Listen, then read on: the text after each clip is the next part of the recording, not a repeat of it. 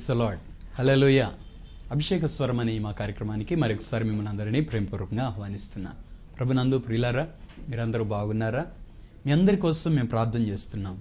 దేవుని కృప మీ జీవితాలు సమృద్ధిగా కృమరించబడబోతుంది.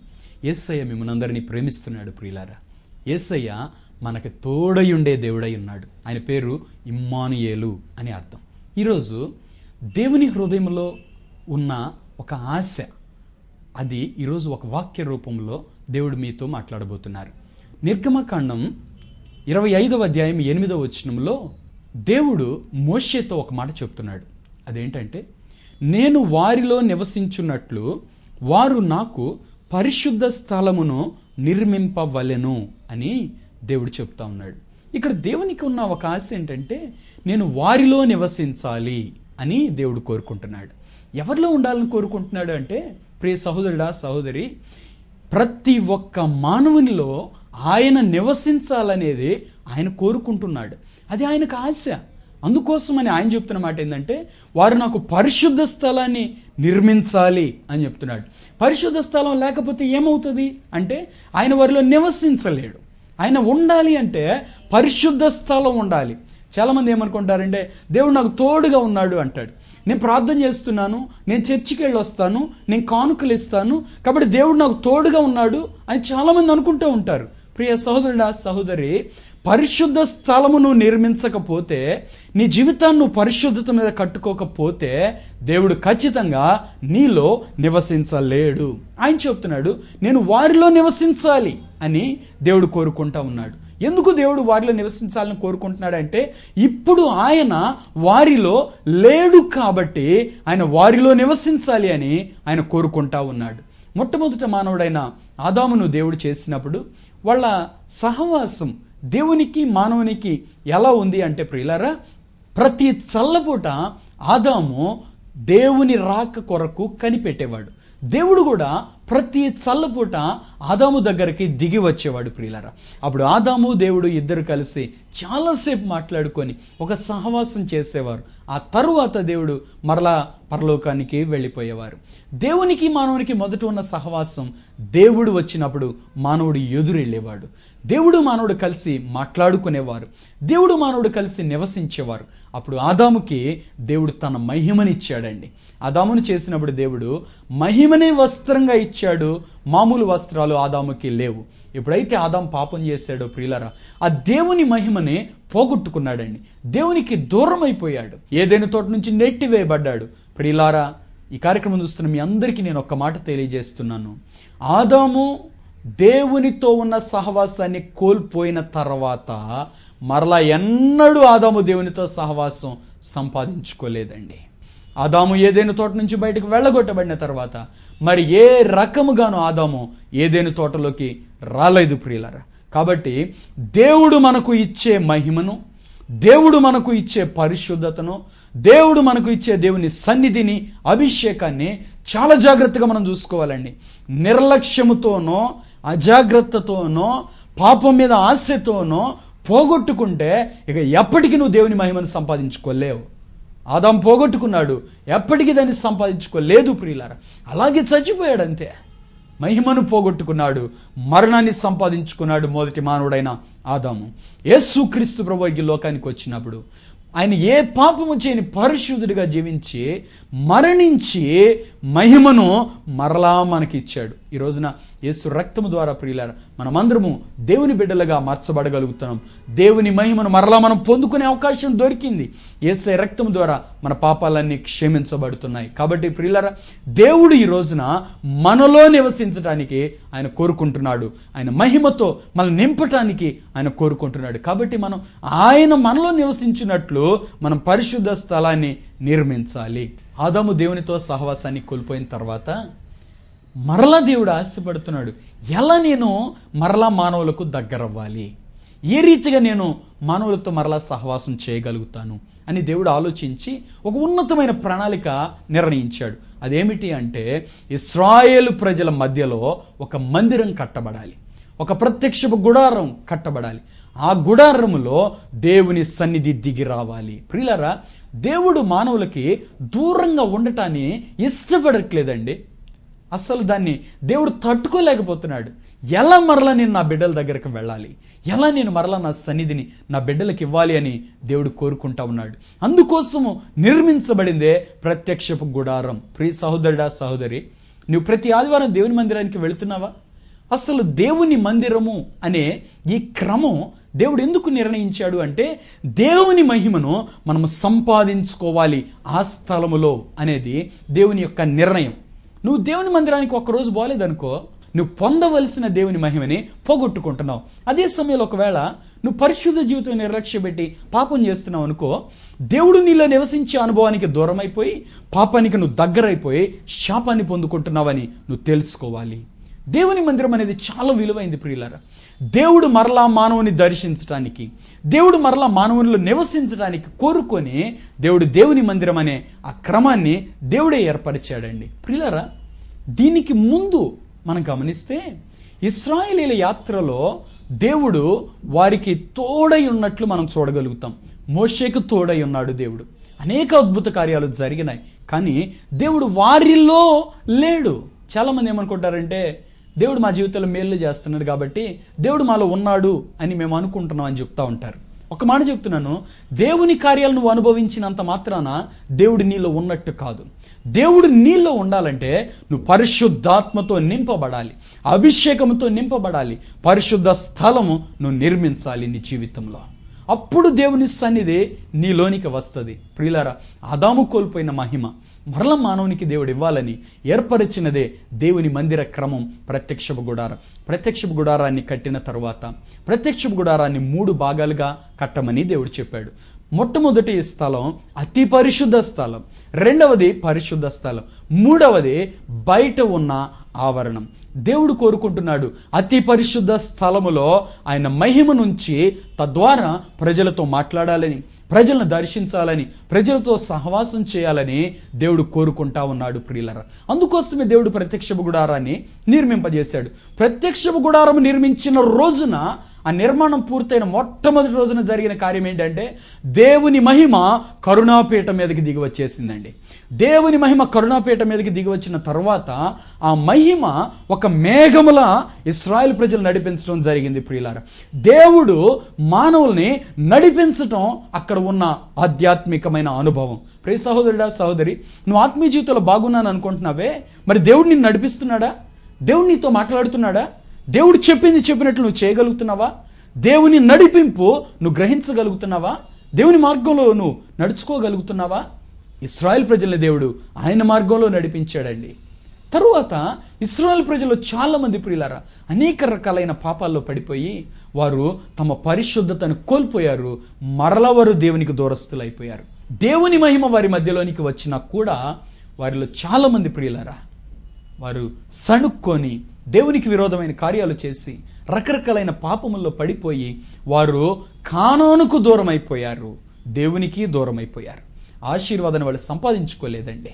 అంటే మహిమ ప్రత్యక్ష గుడారంలోనికి వచ్చినా, దేవుని సన్నిధి అక్కడికి వచ్చినా ఇశ్రాయేలు పాపం మీద జయాన్ని అయితే పొందలేదు. అందుకోసమని దేవుడు మరొక క్రమాన్ని దేవుడు ఏర్పరిచాడు. అదేమిటి అంటే, తరువాత దినాల్లో దావీదుకు ఒక ఆలోచన వచ్చింది. నేనేమో ఇటువంటి మంచి ఇంట్లో ఉంటున్నాను, నా దేవుని మందసం ఏమో ఈ గుడారాల్లో ఉంటుంది ఏంటి? లేదు, నా దేవునికి నేను ఒక మంచి మందిరం కట్టాలి అని దావీదు అనుకున్నాడు. దేవుడు అన్నాడు, దావీదు, నువ్వు దేవుని మందిరం కట్టడానికి వీల్లేదు. ఎందుకంటే నువ్వు వ్యభిచారివి, నువ్వు నరహంతకుడివి, నీ చేతుల్లో రక్తాన్ని చిందించావు, నువ్వెలాగూ మందిరాన్ని కడతావు? అయితే నీకు పుట్టబోయే కుమారుడు మందిరాన్ని కడతాడు అని దేవుడు చెప్పాడు. ఆ కుమారుడికి దేవుడు పెట్టిన పేరు యెదీద్యా, అంటే యెహోవాకు ప్రియుడు అని అర్థం. సొలొమోనుకి దేవుడు జ్ఞానం ఇచ్చాడు. ఆ జ్ఞానముతో ఒక మంచి మందిరాన్ని కట్టాడు. ఆ మందిరం కట్టిన తర్వాత ఆ మందిర ప్రారంభం రోజున జరిగిన కార్యం ఏంటి అంటే ప్రియులారా, దేవుని మహిమ ఆ మందిరంలోనికి దిగి వచ్చిందండి. దేవుని మహిమ ఒక మేఘముల తేజో మహిమ దిగి వచ్చిందట. అంటే దేవుడు ఒక బలమైన ఆశతో దిగి వచ్చాడు. మరలా నేను నా ప్రజల మధ్యలోనికి వెళ్ళాలి, నా ప్రజల్ని పరిశుద్ధపరచాలి. పర్మనెంట్ దేవాలయం అయితే నా ప్రజలు ఇక భయభక్తులతో జీవిస్తారు, నన్ను ఆరాధిస్తారు, కాబట్టి నా మహిమ నేను వారికి ఇస్తాను అన్నట్లు దేవుడు అలాగూ దిగి వచ్చినాడు. అయితే ప్రియులారా, అక్కడ జరిగిన కార్యం కూడా ఏంటి అంటే, దేవుని మహిమ అయితే మందిరంలోనికి దిగి వచ్చింది, కానీ ప్రజల జీవితంలో అయితే మార్పు లేకపోయింది ప్రియులారా. తద్వారా దేవుడు కోరుకొని మరలా ఒక ఉన్నతమైన ఆధ్యాత్మిక ప్రణాళిక ఏమి నిర్ణయించాడంటే అది యేసయ్య శిలువ బలియాగం. యేసయ్య రక్తం ఇచ్చి మనందరినీ కొనేసేలాగున దేవుడు నిర్ణయించాడు. మనందరినీ కొనేసి ఆయన రక్తంలో మళ్ళీ పరిశుద్ధపరచి ఇప్పుడు ఈ మంటి ఘట్టములో మహిమైశ్వర్యం పోయటానికి దేవుడు ఉన్నతమైన ప్రణాళిక నిర్ణయించాడు ప్రియులారా.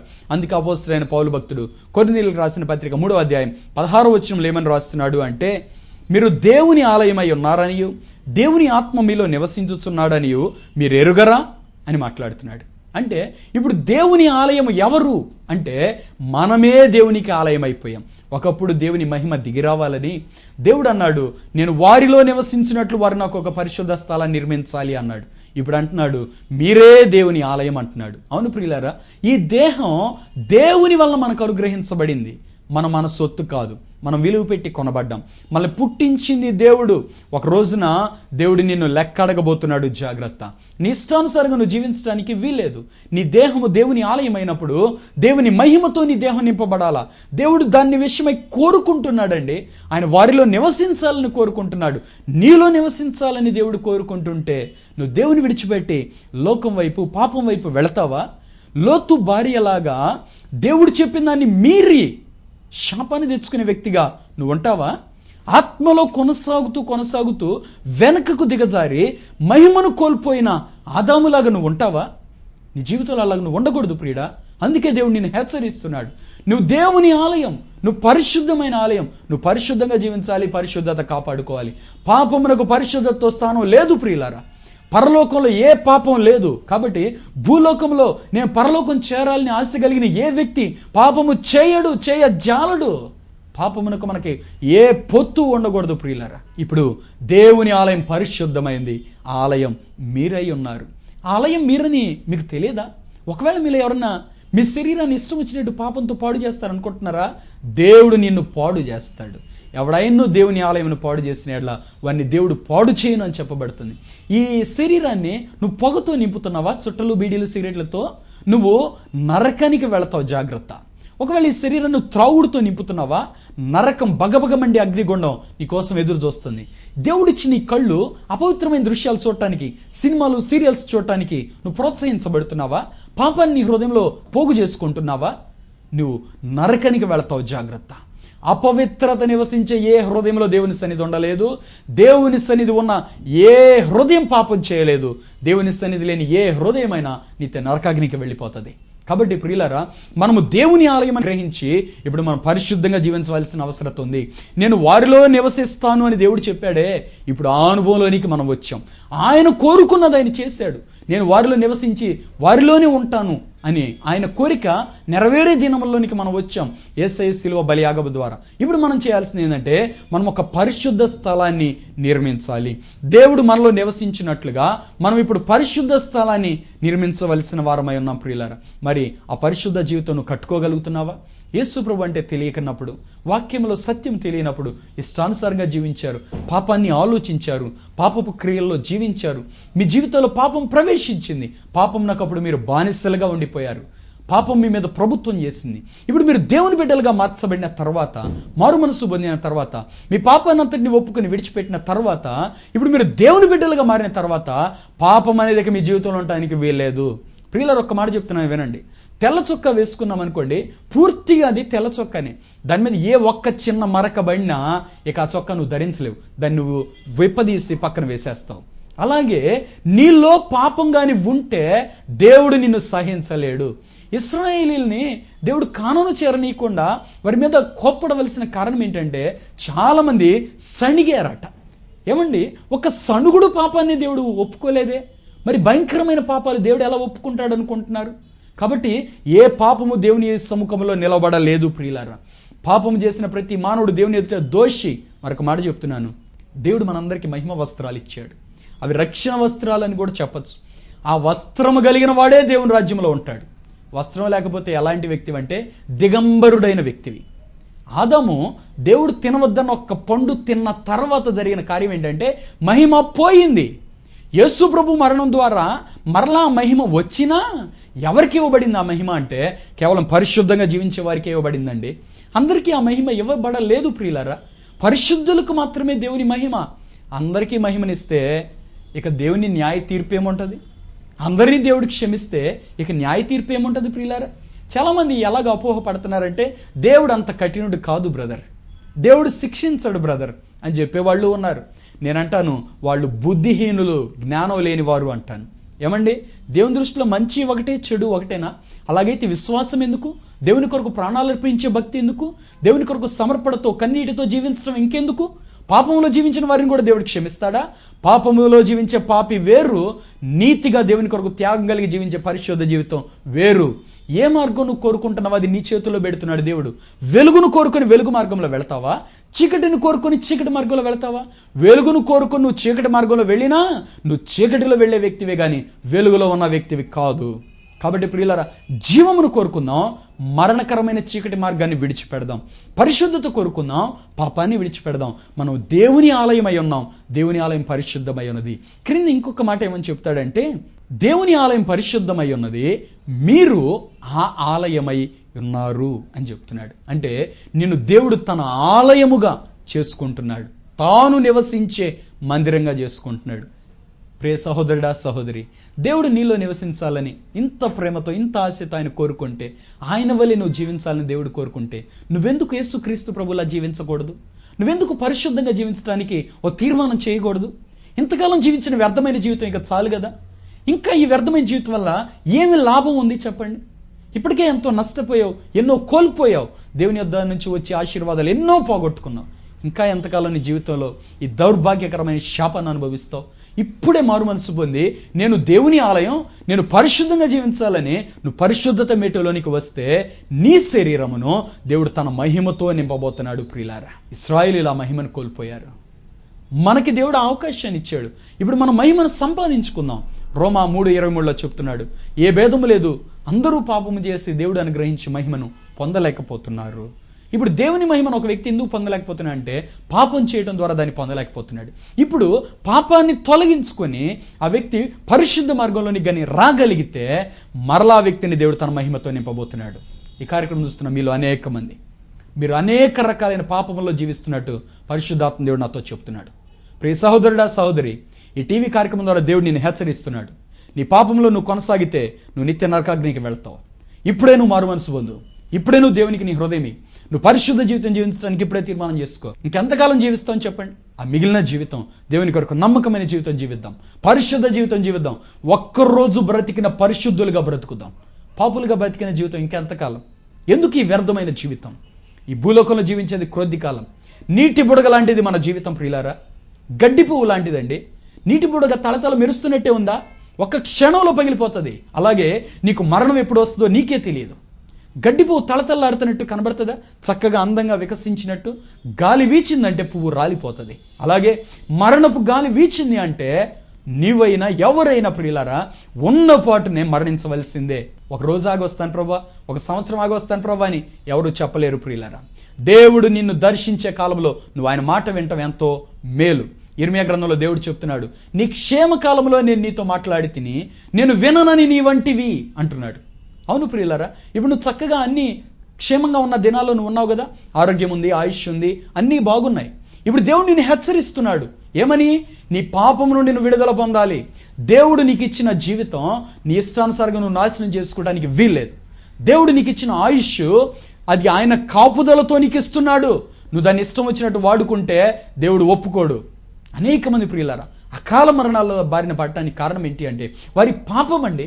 వారి పాపం వారిని పట్టుకొని అకాల మరణాలకు తీసుకొని వెళ్ళిపోతుంది ప్రియులారా. కాబట్టి అనేక మంది అలాగ చనిపోతున్నారు. కాబట్టి దేవుడు నిన్ను హెచ్చరిస్తుండగా నీ జీవితంలో ఇప్పుడే నువ్వు మారు మనసు పొందటం అనేది నీకెంతో క్షేమం, అది నీకెంతో ఆశీర్వాదం. దేవుడు చెప్తున్నాడు, నీ దేహం పరిశుద్ధమైనది. దేవుడు పరిశుద్ధమైనదిగానే నీకు ఇచ్చాడు. నువ్వు దాన్ని పాడు చేయడానికి వీల్లేదు. ఒకవేళ ఇప్పటి వరకు నువ్వు ఎలాగైనా పాపంలో జీవించావా, ఇప్పటికైనా నువ్వు పశ్చాత్తపడి దేవుని కృప కొరకై వేడుకో.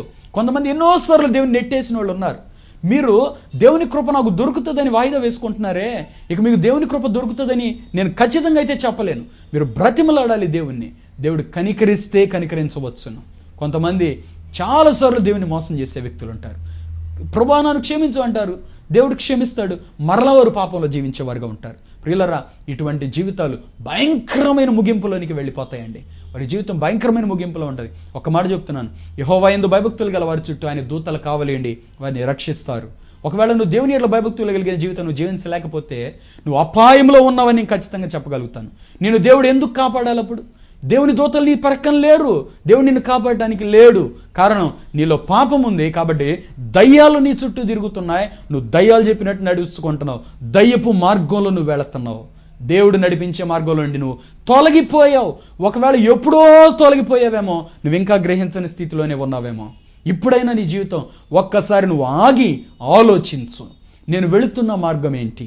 నేను మాట్లాడుతున్న మాటలేంటి? నేను జీవిస్తున్న నా జీవితం ఏంటి? నా ప్రవర్తన ఏంటి? నా చూపులు ఎలా ఉన్నాయి?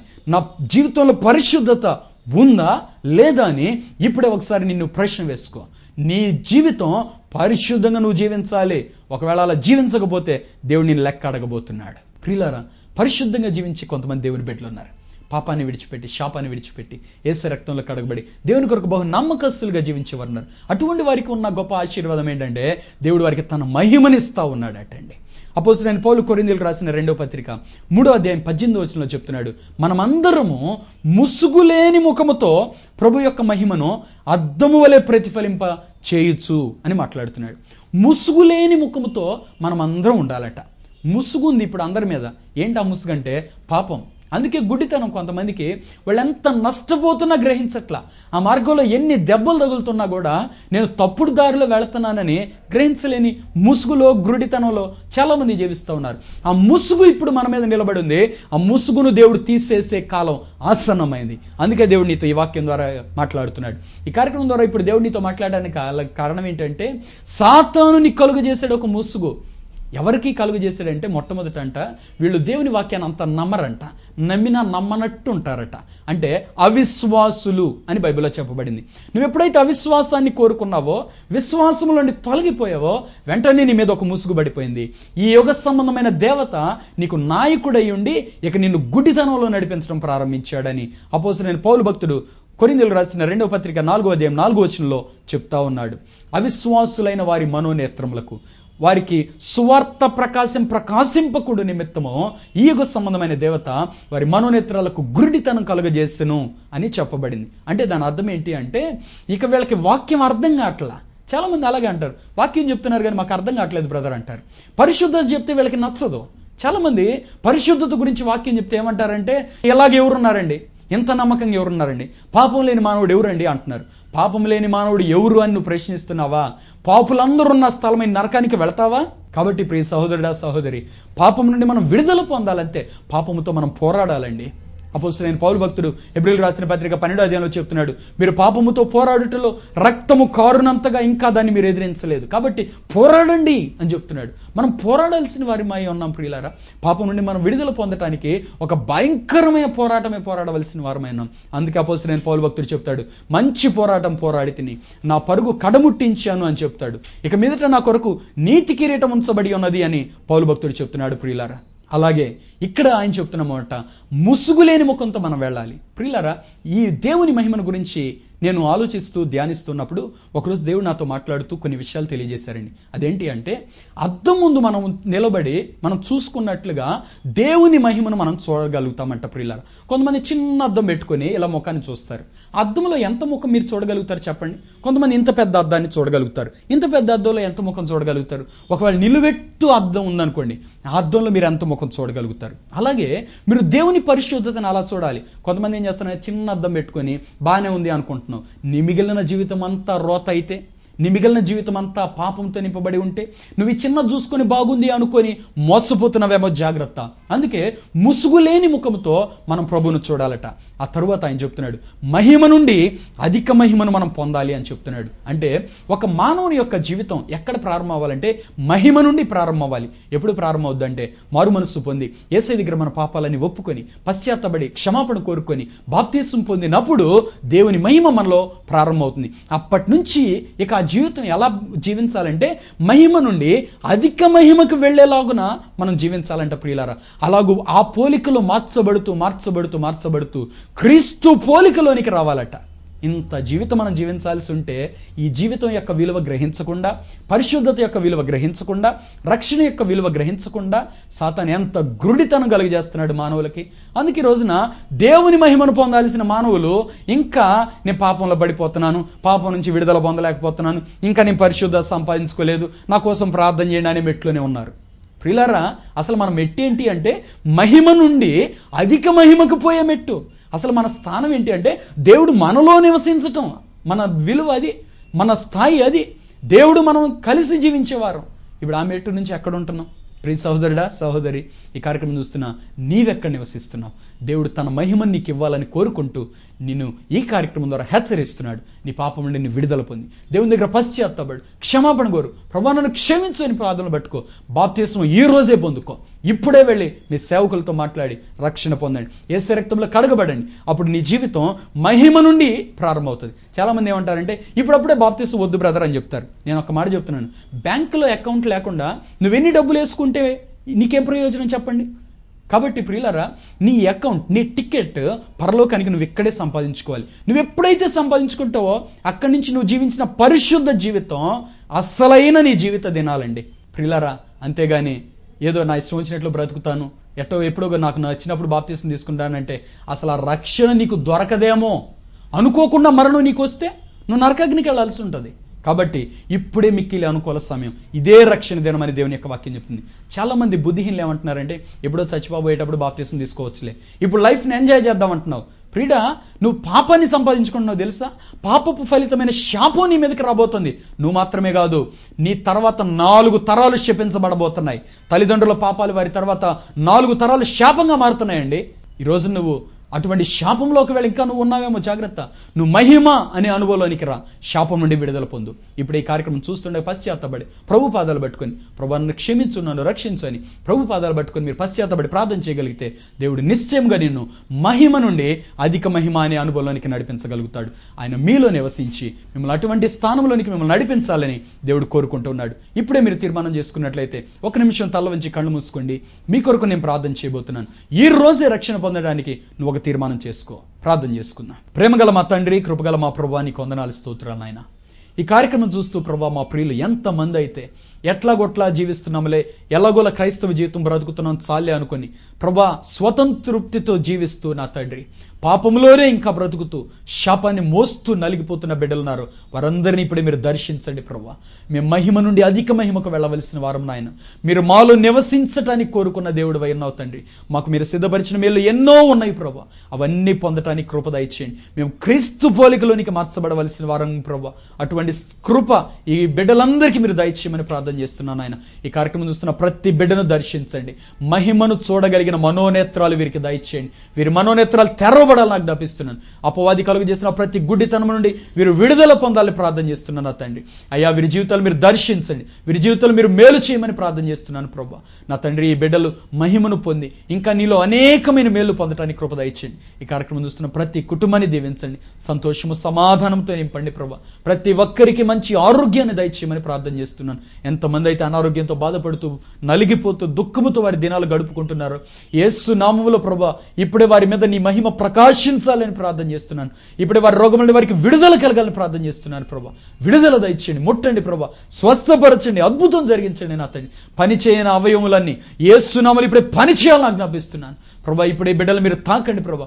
ఏ అవయవ లోపంతో ఈ బిడ్డలు బాధపడుతున్నారు, యేసు నామములో ఆ లోపం నుండి వీరికి విడుదల దయచేయమని ప్రార్థన చేస్తున్నాను.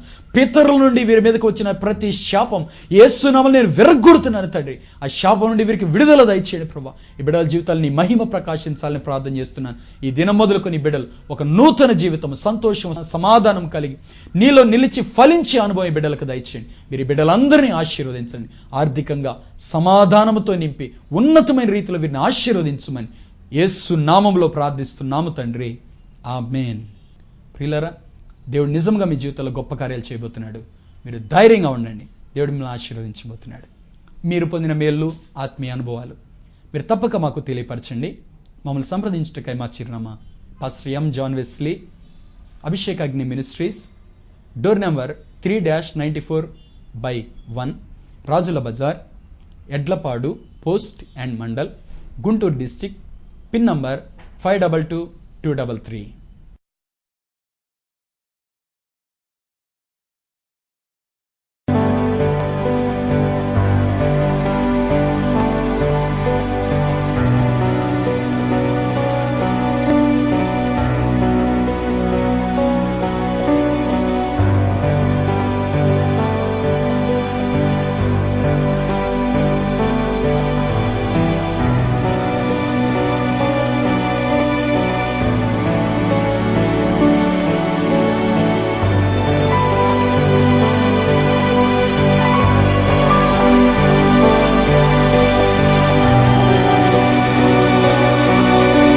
దేవుడు మిమ్మల్ని అందరినీ సమృద్ధిగా మహిమతో నింపి దీవించును గాక.